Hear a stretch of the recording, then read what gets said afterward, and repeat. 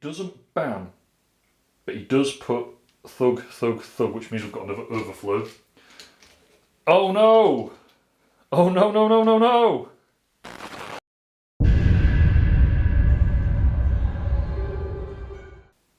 Howdy! My name is Callum, also known as Northern Dice, and today we are going to be checking out the Xavier mode for Marvel United.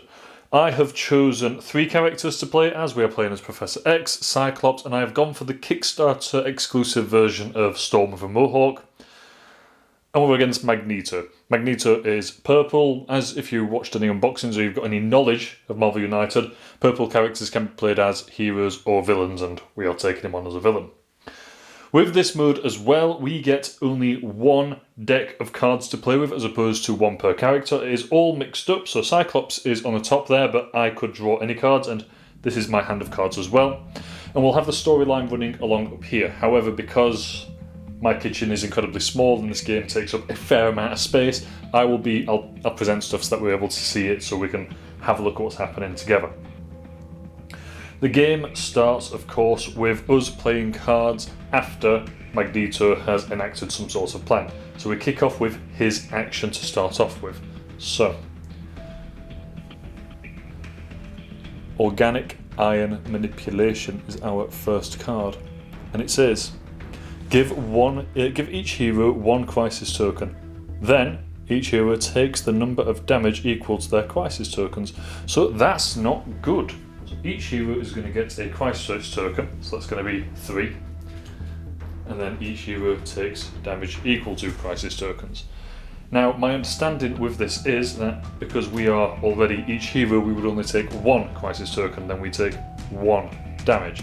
And the caveat with this mode is as much as you've got more option with more cards, you've actually got more health because your cards are your health. You're only allowed to get KO'd once and then it is game over. Whereas in the main game, there are different ways to lose. So what we are going to play, just for common sense and so that we have actually got a fighting chance, is we have 2 KOs, because we all run for the same life as well. And we will lose, unfortunately, I'm going to have to lose one of Storm's cards, and that'll go into the discard just here. So now we're on 4 health, but we have got some cards to play, and as heroes we get to play 3 cards before Magento will act again. And luckily for us, we are going to be in a position to choose which heroes activate as well, because it is a rule that whichever hero card is played is counted as the active hero. We are incredibly lucky that Magneto's action immediately didn't have a BAM on it, because all of his henchmen with BAM effects, which is unfortunately for us all 4 of them, would also activate. And of course we will deal with those as we come to them. If you're not familiar with the game, I will give you a brief rundown. We need to complete 2 objectives to be able to damage Magento in order to get towards completing the game, where we just need to defeat him. Each hero is unique in some aspects, but the villains are the actual variable element because they have their own goals and their own victory, defeat conditions and their own BAM effects. And Magneto's is very much that we will lose the game if there are no civilians. And unfortunately for us, he's going to change quite a few of these civilians into thugs as time goes on, but we need to do everything we can in order to prevent that. So let's start off by trying to get some damage done to some of these. So we have got Blob here. Heroes using 1 move to leave this location must instead use 2 moves to leave this location. So Blob is going to be trying to prevent us from moving straight away. Now he's got 5 health and we need to be able to take that out. So I'm thinking that we straight away play Cyclops as a 2 damage card and just take 2 health off regardless. We would then be able to move on and use one of our other cards, drawing a card at the start of our turn, which we should have done a second ago actually. So that's what's in our hand, and then I'm going to draw a card for this turn. We have Optic Blasts, damage in both adjacent locations, which could be handy, but Mastermind is there. We don't have an enemy to defeat here. I'm instead looking at... No, we will go for Cyclops again with Optic Blasts, and we will do a damage to an enemy in an adjacent location. That's 1. But then we also get to do 1, 2, 3 to Blob, which in some miraculous display has allowed us to defeat him. So Blob is defeated. This goal is done, which means that we can place that on here. 1 threat defeated, 1 threat cleared. And now the end of turn effect here is very much in play, which allows us to, you may move to any other location, which we could do now for Cyclops. Thinking about the cards we've got, it could be wise to move Cyclops. Here he is in all his beauty. We are going to move him to the... We're actually going to move to Asteroid M, which is only one away. As long as Magneto or is in this location or adjacent locations, he can't be damaged. So if he were here, he wouldn't be able to be damaged, and it's the same one there, so if he was there, he wouldn't be able to be damaged. So unless we've cleared those threats, we need to have him here or here to do anything to it. It's our final action. We get another Cyclops card, and this one is 2 heroic actions, and we are actually going to take that. So we will choose to play this to here. We get the previous action, which is a bash, but we can't use that, so we can just place the 2 heroic actions here and here. Now just a quick comment on the other villains that are available. We have also taken on and not defeated Juggernaut, and Juggernaut plays incredibly different to this. He's constantly moving, he's always doing damage, and his objective is effectively just to run the clock down. You get to play 3 cards before the enemy acts. Juggernaut's effect was very much that he would also play more cards face down and do more damage. Just a thing that I have forgotten, in Magneto's location last time I should have placed another Thug, because the actual villain plot cards, the storyline cards, do other things as well.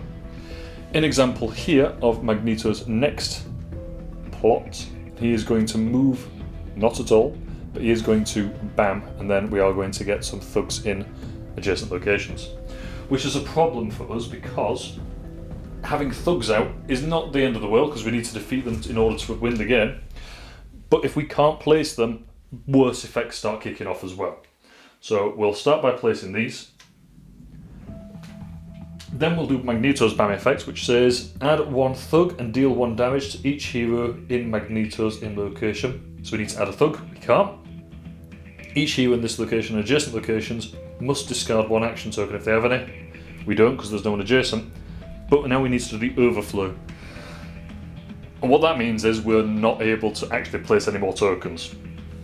So now we are punished for not saving the day fast enough. And the overflow for this is, if 1 or more civilians or thugs tokens cannot be placed in a location, turn all civilians in that location into thugs and in both adjacent locations. So this civilian is now going to become a thug. This civilian is now going to become a thug. Now luckily we've still got some civilians out, so we're not out of the game yet, but it isn't looking good, because now all of his henchmen are going to act. Each hero in Scarlet Witch's location must take a random card from their hand and remove it from the game. Well, lucky that's not there. That doesn't have a BAM effect. Oh goodness me, what does Mastermind say? Heroes in this and in adjacent locations must reveal 1 random card from their hands. For each fist at the bottom of their reveal card, discard 1 hero from that location. So we need to quickly give these a shuffle. Draw a card. No fist. It is a wild. I don't think that'd constitute or count, so we might be safe there. So that's lucky. And then we go for Quicksilver. Quicksilver's effect is deal 1 damage to the hero with the most cards in hand. We get to choose who takes it because we are playing all as the same heroes. So someone's going to take a damage. It's going to be us regardless. So we are going to... I think we'd be wise to actually lose the wild, because I don't think that's actually going to do us any favours at this point. Which is a bit of a shame, because wilds are no end helpful. Back to it, with us we draw a card for the start of our turn. It's once again Cyclops, he just cannot leave us alone. We are going to play Professor X. And now Professor X will move and then punch from his wheelchair at high speeds, which is very, very good for us, because that means that we can now start to possibly clear some enemies. So we are going to move to here, and we could choose to punch the thug, or we could choose to punch Mastermind. We're going to choose to punch Mastermind. The other thing to note with this mode, specifically Magneto, is that we don't have save for civilians as an objective, and instead we have got use Cerebro. And in order to do that, we'd need to place heroic actions and move tokens on the same turn. And the way that would happen is that we would do it by using those on a card, but not using them per se, because they don't exist. We would almost spend them without spending them. I'll show you what I mean. So in example, for my next action, we are going to... we'll choose to do a wild. And Cyclops is going to choose to, since he's the one doing it, use that move and that wild as a punch, as a heroic action. We place those tokens in the appropriate spots, but we don't actually get to move, which is unfortunate for us, but at the same time it will put us in a better position to be able to finish that objective, since it's quite an easy one compared to the others. Since we've used the move and the heroic action, we've got a punch left. He is in a position with a thug, so we'll defeat the thug. The thug will go there since we've just defeated him. Final action of this turn, this time it's Professor X that we acquire, and we could straight away use that to help us finish that objective again. It could be quite wise to do, although I am thinking that Magento has still got a lot of thugs in his location, and if he tries to add any more, we're going to be in a much worse position next time. But we haven't got enough moves to get around there. Ending our turn there would help us, of course. I'm not entirely certain of what to do, but since we've got a wild there, and we have got heroic action here, we are going to actually do this. So, we'll play this Cyclops card. We're able to give a wild token to any player. That would be us. This can be spent as needed as and when. And then we'll use that and that in order to have two more finishes. Two more heroic actions to finish this objective. Play that there, get rid of those, and now this is open. You may deal 1 damage to a thug or henchman in any location. So that's incredibly handy, because we're going to choose to do that straight away and defeat one of these thugs that are with Magento. Incredible, but that does not help us in the long run, because now it is back to Magento again. We have completed this task, so we'll do that there. 2 more threats to clear, 7 more thugs to defeat, or 2 more uses of Cerebro. But before we can do any of that, we've got Magento, and he is actually going to be on the move. Magento moves 2 clockwise. We add 1 thug to his and adjacent locations. So that's going to be 1 there, 1 here, and 1 here. And then we get to Bam, and for Bam we add 1 and deal 1 damage to any hero in his location. Each hero in an adjacent location must discard 1 action token if they have any. Well, we have to discard this now. We had it for a very short time. And unfortunately we lose a health, so I'm going to get rid of this punch. And then we also add a thug to Magneto's location. And then any BAM effects for anybody else. We have got Scarlet Witch, each hero in this location. There's nobody. Mastermind is still on the roll. Heroes in this and adjacent locations reveal 1 random card from their hand for every punch. We don't have any punches, so we're very lucky there. And Quicksilver, deal 1 damage to the hero of the most. Well, that's going to be us again, so we are going to take another damage. I'm going to lose this one. We're very close to a KO, which is the reason I said we're allowed 2 KOs. Unfortunately for us, it does mean that we may burn through cards a bit quick. But let's see what we can do in this turn. We have got a move and a punch. We've got a move and an action. I'm going to move these up, so we've got a bit more space. And we'll play this move and this action, heroic action straight away, and we will just play them as a Cerebro use. Which means that Professor Charles Xavier is ending his turn with the awful Magento, but that is by the by, unfortunately. Our next action, we get to draw a card. Oh, we got the previous action as well. What was the previous action? I've just placed that there, haven't I? Goodness. I also got a star. I cannot use that, so that's by the by. Let's play this. So Storm moves and punches. So Storm is going to move to here, defeat a thug, and then use Charles's previous action to actually complete Cerebro, which is not good for us in some capacities, because as much as we finished that objective now, that's removed.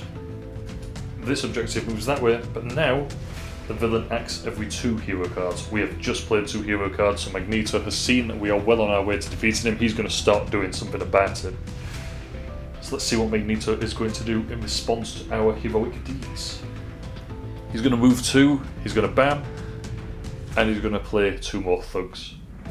So we're going to go 1, 2, he's going to bam, which is going to...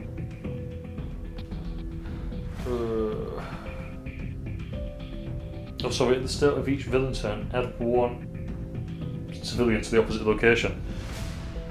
Oh snap, we've not been doing that. That wouldn't have affected us too much, because I think we would have not overflowed on that one. But it does mean that now we're going to overflow on that one, which is to our detriment, which means that we actually have KO'd. Goodness. That's the issue with the variableness, and also the beauty of the variableness of all the villains, because it means that you're always going to get a unique game, but it does mean that you cannot always be prepared for how it's going to play. On the flip side of that, I guess it's just one of those things. So then, our heroes would all be KO'd, and we would then need to run through everyone else's BAM effects if there are any, which unfortunately, or luckily for us, there aren't. We have overflowed, which means we turn all civilians in these locations into villains. Oops.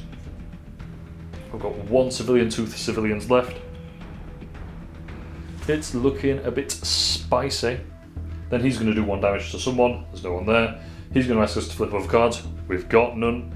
So then it's back to our turn, and then we need to come back up. And we would draw back up to 5 cards. Being KO'd is not always the worst thing. Then we draw another card at the start of our turn. And this time we have got a move and a preemptive strike, 3 different targets in your location. 2 blasts, optic blasts. Give 2 punch tokens to another player, which would be us, and then a punch. Not a bad play actually, because we could very, very, very easily defeat... Yeah, we will as well. I'm going to play, not that one. I'm going to play Storm Mohawk. 3 punches, play punches against up to 3 different enemies in your location. So we are going to get a punch and a move, so we'll use the punch to hit the mastermind. We'll save the move for a second. We'll use the 3 punches to hit mastermind once, so he's defeated. So that threat is done. Then we'll defeat 2 more thugs. I think it's going to be a race to whether we defeat thugs or enemies first. And then we've got 2 moves to burn, so we need to use those. Looking at the locations of where we need to go, I've got to spend them, which is a frustration, but I guess we could actually... Yeah, if I move Storm 1, 2, she ends a turn there, which means that she can then defeat another thug in any location. So I think it's actually going to be thugs over threats, which I didn't actually expect. New turn. A lot of punches, my goodness, these guys have got guns. But it's not always the players or heroes that are going to be best suited to do anything with them. I don't want to end my turn in Scarlet Witch's turn because she makes you remove random cards from the game, and that's not going to be helpful. Give 2 punch tokens from the pool to another hero. Again, he does get to punch and he will be able to move, and if we use those, he can't use them on his turn. Preemptive strike, again, she would move and then do that. Unless, yeah. We'll play this, another preemptive strike from Storm. So she will be able to move 1 damage to Scarlet Witch, 1 to these 2 thugs, and then she is able to move again. Oh, she's got another punch. No, she's got another move, sorry. We would be wise to move back here to end our turn there, which would actually fill us up for 9. Not not a civilian. I promise we've not just beat up a civilian. Defeating a bit more of Magneto. Magneto is now vulnerable so long as he's not in 1, 2, 3 locations. Unless we clear this one. But Magneto will now act because we're running on every 2. He can now take damage. We only need to do 7 damage to it because we're playing on a 3-player. He's going to move 1 that way, so he is now invulnerable. He was a second ago anyway. We're going to place a thug, thug, thug. We also play... Oh wait. At the start of each villain turn, so we would place that one there first. This thug.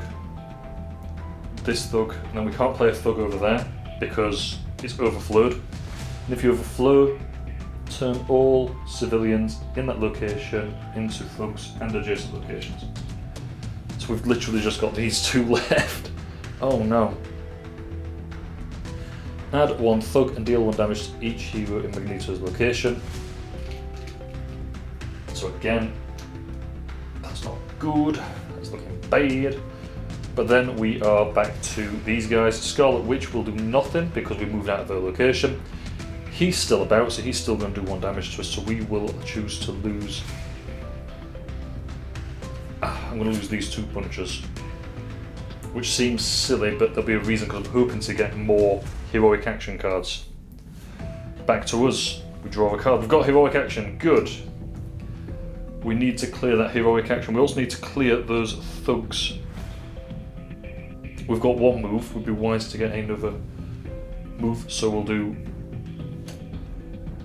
Move, move, heroic action.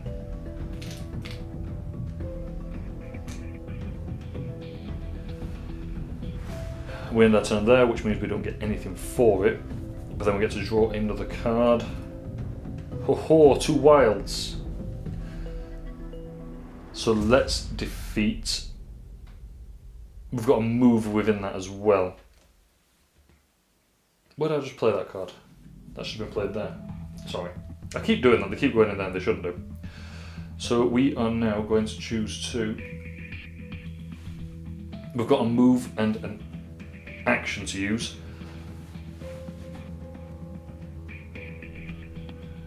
Well, we can use this here. We'll use 1 of the bashes here for 1 of these thugs. We'll move to here. We'll use another one to defeat 1 of these thugs.